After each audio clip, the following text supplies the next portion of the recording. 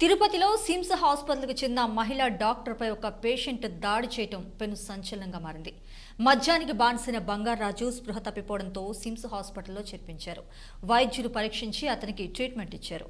ఈ క్రమంలో స్పృహలోకి వచ్చిన బంగారాజు ట్రీట్మెంట్ చేసిన మహిళా డాక్టర్పై ఏకంగా తిరగబడ్డాడు.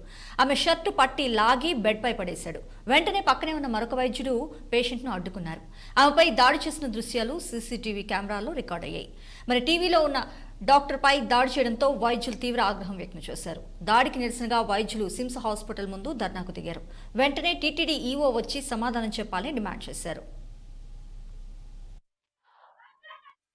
ఈ రోజు ఆఫ్టర్నూన్ ఒక అమ్మాయి ఇంటర్న్ అమ్మాయి ఎమర్జెన్సీలో పని చేస్తుంటే ఆ అమ్మాయి జుట్టు లాగి కొట్టి దబదబా అని కొట్టాడు. ఆ అమ్మాయిని ఎవ్వరూ కాపాడలేదు. మా డాక్టర్ వచ్చి కాపాడాడు. సెక్యూరిటీ ఎంత లేట్ గా వచ్చారంటే అంత లేట్ గా వచ్చారు. మేము ఇక్కడ డాక్టర్ గా మీకే సర్వ్ చేస్తున్నాం.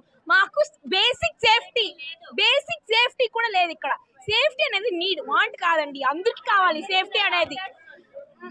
ఆర్జికార్ జరిగి ఒక నెల కూడా అవ్వలేదు. వెంటనే ఇది మేము 12 days గా ఇక్కడ స్ట్రైక్ చేస్తున్నాము. ఇక్కడ పీస్ఫుల్ గా స్ట్రైక్ చేస్తున్నాము.